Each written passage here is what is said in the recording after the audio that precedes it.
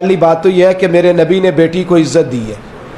بیٹیوں کو سمجھنا چاہیے کہ بیٹی کو عزت ہی میرے رسول نے عطا فرمائی ہے. حبیب پاک صلی اللہ علیہ وسلم نے فرمایا گرچہ مشکل ہے لیکن جس نے 4 بیٹیاں یا 4 بہنیں پال لی اس کے ذمے آ گیا بہنوں کا پالنا. باپ کسی وجہ سے کمزور ہو گیا یا کسی وجہ سے والد کا انتقال ہو گیا اور عرش کے مالک نے بیٹیوں کی ذمہ داری بھائی کو دے دی. فرمایا اگر 4 بیٹیاں یا 4 بہنیں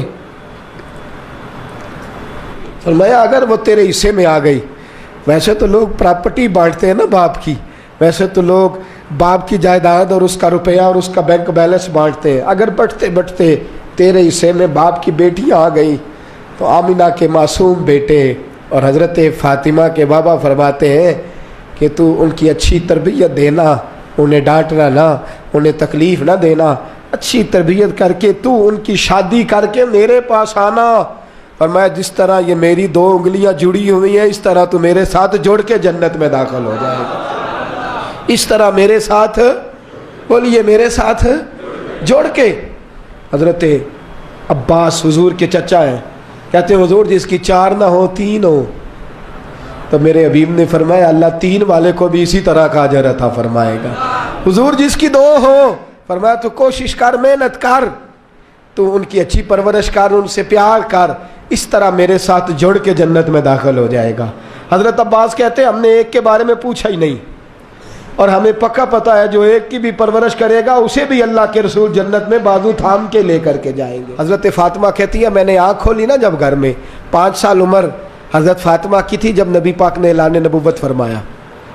ان روایات میں اختلاف رہتا ہے, کبھی کمی بیشی بیان کی جائے یا کہیں ہو جائے تو یہ چونکہ بڑی مضبوط روایات ملتی نہیں. 5 سال عمر تھی میری جب حضور نے اعلان نبوت کیا تو کہتی ہے میں نے گھر میں دکھ دیکھے, آزمائشیں دیکھی, لیکن ہر گام پہ میں اپنے نبی کے ساتھ کھڑی رہی. ہر گام پہ. کہا آپ دین کے لیے سب سے پہلے نکلی کب تھیں؟ بازار جانے کو تو نکلی نہیں, مارکیٹ تو جانا حضرت فاطمہ کا ثابت ہی نہیں, گلی کے اندر نکلنا تو ثابت ہی نہیں, تقاریب کے اندر جانا تو ثابت ہی نہیں. ایک دفعہ نکلی حضرت فاطمہ سب سے پہلے گھر میں. کب نکلی؟ حضرت ختیجہ کا انتقال ہو گیا ہے, سیدنا صدیق اکبر ملک شام گئے ہوئے. کسی نے دوڑ کے آ کے حضرت فاطمہ کو بتایا کہ مسجد حرم شریف میں خانہ کعبہ کے سامنے حضور سجدے میں تھے. اونٹ کی اوجڑی بڑی وزنی ہوتی ہے, اس میں گند بہت زیادہ ہوتا ہے, حضور کا وجود نرم و نازک ہے. ابو جہل نے, ابو سفیان نے, ان کافروں نے اوجڑی اٹھا کے حضور کی گردن پہ رکھ دی ہے. بظاہر حقیقتاً نہیں, بظاہر یہ حال ہے کہ حضور کی گردن مبارک اٹھ نہیں رہی. حضرت فاطمہ کہتی ہے میں نے پہلے دن نقاب اوڑا اور میں نے دوپٹہ لیا. کہا حضور کی گردن پر اوجڑی ہے, پاک رسول کی پاک بیٹی, عزت والے رسول کی عزت والی بیٹی. حضرت فاطمہ فرماتی ہیں میں پہلے دن برقع اوڑھ کے حرم شریف گئی, حضور سجدے میں, سر پہ وزنی اوجڑی. فرماتی ہے میں نے کھینچ کے اتاری, حضور کھڑے ہوئے, میں روئی نہیں, میری آنکھوں میں آنسو نہیں, میں نے حضور کی انگلی تھامی. آپ فرماتی ہیں ساری کائنات مصطفیٰ کے پیچھے اور نبی میرے پیچھے پیچھے. فرماتی ہے میں گھر نہیں لائی نبی پاک, حضور نے بھی نہیں پوچھا بیٹے کدھر جانا ہے, سیدھی میں آب زمزم کے کنویں پہ لے گئی. فرماتی ہیں بظاہر بالوں میں وہ اونٹ کی اوجڑی کے ذرات لگ گئے تھے. فرماتی ہیں لوٹے میں پانی بھرا, ایک ہاتھ سے میں پانی ڈالتی, دوسرے ہاتھ سے حضور کی زلفوں کو سنوارتی. فرماتی میں دھوتی جاتی, فارغ ہوئی حضور کے کپڑوں کو میں نے دھویا, وجود پہ پانی ڈالا. میرے دوستو یہ انداز محبت, یہ انداز وفا, یہ انداز تربیت.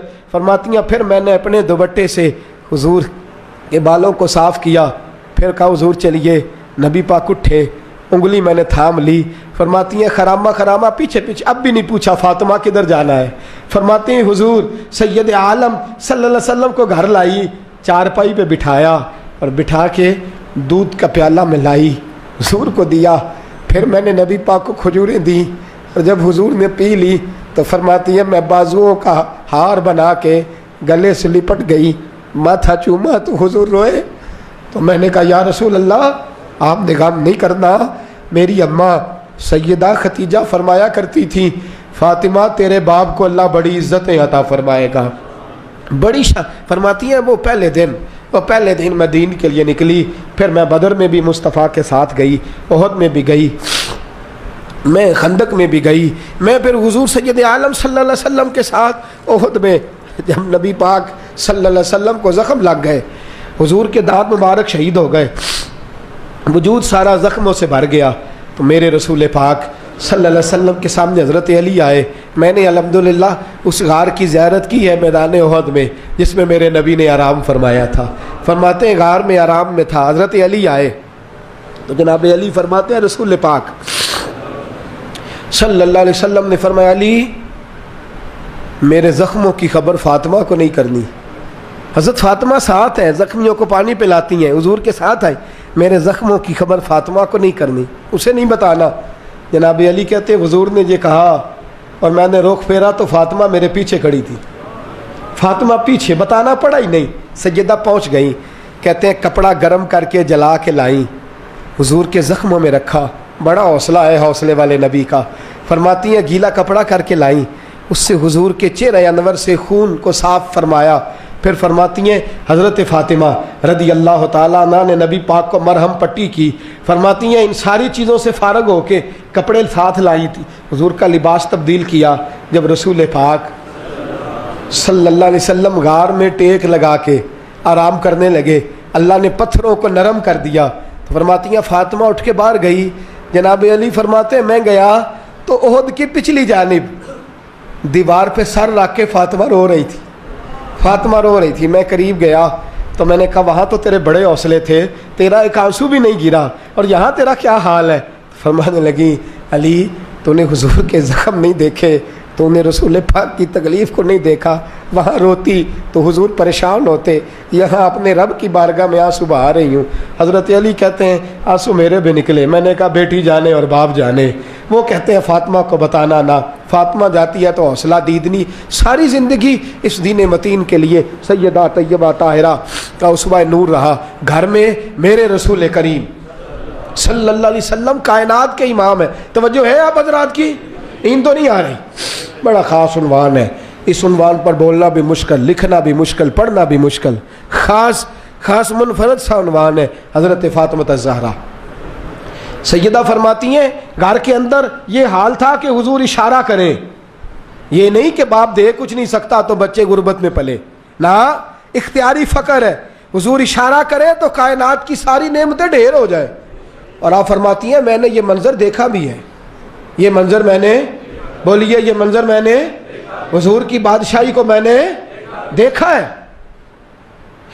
ایک دفعہ یہودیوں کی عورتوں نے شرارت کی کہ حضرت فاطمہ کو بلاتے ہیں اور ان کی غربت کا مذاق اڑاتے ہیں، معاذ اللہ ثم معاذ اللہ۔ کہتی ہیں گھر آئی عورتیں، کہنے لگی حضور اپنی بیٹی کو بھیجیے، ہمارے گھر میں شادی ہے، ہم چاہتی ہیں یہ وہاں لوگوں کو تبلیغ کریں، دین کا پیغام دیں۔ اب اسلام پر تو حضور ضرور بھیجا کرتے تھے، چاہے کو دھوکے سے ہی بلاتا۔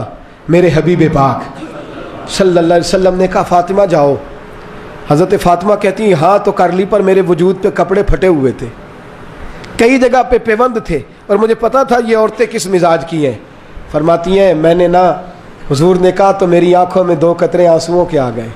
میں نے کہا یا اللہ اپنے لیے نہیں، تیرے نبی کے دین کے وقار کے لیے، یا اللہ یہ عورتیں یہ بڑے برے خیالات اور نظریات کی ہیں، یہ مذاق اڑائیں گی دین اسلام کا، مہربانی فرما، نظر کرم فرما۔ حضرت فاطمہ فرماتی ہیں ابھی میری بات بھی مکمل نہیں ہوئی، رسول پاک پھر تشریف لے آئے اور فرمایا فاطمہ کیا کیا سوچ رہی تھی، کیا کہہ رہی تھی؟ کہ حضور کوئی خاص نہیں۔ فرمایا نہیں کچھ تو کہہ ہی رہی تھی، کچھ تو سوچ ہی رہی تھی۔ کہتی ہے میں نے بادشاہی کے نظارے گھر میں دیکھے، کچھ تو سوچ رہی تھی۔ حضور کیا ہوا؟ فرماتے ہیں حضور نے چادر مبارک کھولی، اندر سے جوڑا نکالا، فرمایا پتہ نہیں تو نے کیا سوچا ہے، جبریل جنت سے جوڑا لے کے پہنچ گئے۔ حضور نے وصال سے 3 دن پہلے حضرت فاطمہ کو بلایا، کان میں کوئی بات کہی تو حضرت فاطمہ رونے لگی۔ حضرت عائشہ کہتی ہیں پھر کان میں کہا تو ہنسنے لگی۔ حضور کے وصال کے بعد میں نے پوچھا فاطمہ کیا بات ہوئی تھی؟ فرمایا نبی پاک نے میرے کان میں کہا تھا فاطمہ میرے جانے کا وقت آ گیا ہے، تو میں رو پڑی۔ پھر حضور نے فرمایا جنت میں تو سب سے پہلے مجھ سے ملاقات کرے گی، تو فرماتی ہیں میں ہنس پڑی۔ حضور کا وصال ہوا، حضرت انس بن مالک چونکہ چھوٹے سے تھے، گھر کے کام کاج کرتے تھے شروع سے، وہ آئے تو जनाब अली फरमाते हैं फ़ातिमा कहने लगी हुजूर को दफन करके लौटे, तदफीन से फ़ारग हुए, कब्र मुबारक में उतारा, हुक्म पूरा किया, कहते हैं वापस आए तो जनाब अनस से सैयदा फ़ातिमा कहने लगी अनस तूने भी मेरे रसूल पे मिट्टी डाली है, अनस तेरी जुर्रत हो गई थी। फरमाते हैं उस वक़्त फ़ातिमा का पहला आंसू गिरा और फिर 6 महीने हुजूर के बाद हयात रही, मैंने उसके आंसू ही गिरते देखे। लोग सो जाते, वो हुजूर के रोज़े पे जाके बैठ जाती, कहते मैं समझाता बहलाता, लेकिन फ़ातिमा कहती अली सब्र अपनी जगह, करम अपनी जगह, और मैं तुझे क्या बताऊं, बहन भाई पहले सारे चले गए, वालदा पहले छोड़ गई, अब हुजूर अलैहिस्सलातु सलाम ने भी पर्दा डाल लिया है, मुझे चार और जानिब कुछ दिखाई नहीं देता। कहते हैं 6वां महीना था हुजूर के विसाल को। एक दिन मुस्कुराती हुई फ़ातिमा घर आई रोज़े से रात को बच्चों के साथ, तो शेर खुदा कहने लगे, मैंने कहा फ़ातिमा बड़े दिनों के बाद मुस्कुराते देखा, क्या बात है? तो कहने लगी अली आज मेरी आँख लग गई थी, मुझे हुजूर ख्वाब में मिले हैं, तो मुझे हुजूर ने कहा तू रोती क्यों है? तो मैंने कहा महबूबा मेरा अब दिल नहीं लगता। तो फरमाया बेटी तैयारी कर, तो मेरे पास आने वाली है। हज़रत अली फरमाते हैं बस फ़ातिमा बीमार हुई, चंद दिन गुजरे तो मुझे बुलाया और कहने लगे अली वक्त जाने का आ गया है, ये अली के घर की है इज़्ज़त अली से सुनते, नबी के घर की है इज़्ज़त नबी से सुनते, वो जिसने मुअज़्ज़ज़ किया घराने को, हुसैन पाल के जिसने दिया ज़माने को, जाने का वक्त आ गया है। अली पहली बात तो ये है कि हुजूर की नवासी जनाब उमामा से शादी कर लेना, वो हुजूर को बड़ी प्यारी है, और दूसरी बात यह है कि मेरे हसन हुसैन इनका ख़ास ख्याल रखना, और तीसरे लफ्ज़ कहे तो हज़रत अली तड़प के रोए, कहने लगी मैंने वक्त गुजारा है, आपकी हुकूक मेरी ज़िम्मेदारी थे, मैं इंसान थी भूल जाती थी, अगर मुझसे कहीं कोई कमी रह गई हो तो मुझे रज़ाए इलाही से दरगुज़र करना, कहीं मैं हुजूर के सामने जाके शर्मिंदा ना हो जाऊं। शेर खुदा करम अल्लाह ताला वजहुल करीम फरमाते हैं मैंने हाथ थामा और मैंने कहा फ़ातिमा अली का बड़ा मर्तबा था, पर जो तेरी निस्बत से कमाल था वो तेरा ही था, तू कैसी बात करती है, तूने तो हद कर दी, शहज़ादी हो के मेरे घर में खादिमों की तरह रही। हज़रत फ़ातिमा रज़ियल्लाहु ताला अन्हा का दूसरा हुक्म ये हुआ कि मुझे रात को दफनाया जाए, और फरमाया मेरे पहले मदीने में ऐसा नहीं होता था, ये हज़रत फ़ातिमा ने सबसे पहले कहा, फरमाया मेरी चारपाई के साथ लगा के ना शाखें, चारपाई के साथ तो ऊपर ला के उन्हें ऊपर से बांध देना, और उन शाखों के ऊपर एक कपड़ा डालना, मेरे कफन पर भी किसी की नज़र न पड़ जाए, मेरे कफन पर भी। फरमाया शाखें लगा के ये वसीयत की, फरमाया ऊपर से फिर रात को उठाना, अंधेरे में उठाना, और फिर कफन के ऊपर शाखें बांध कर गोया एक डोली सी बनाकर उसके ऊपर भी कपड़ा डालना, किसी गैर महरम की मेरे कफन पर भी नज़र न पड़े, और अली मुझे अपने हाथों से कब्र में उतार के अल्लाह के सुपुर्द करना।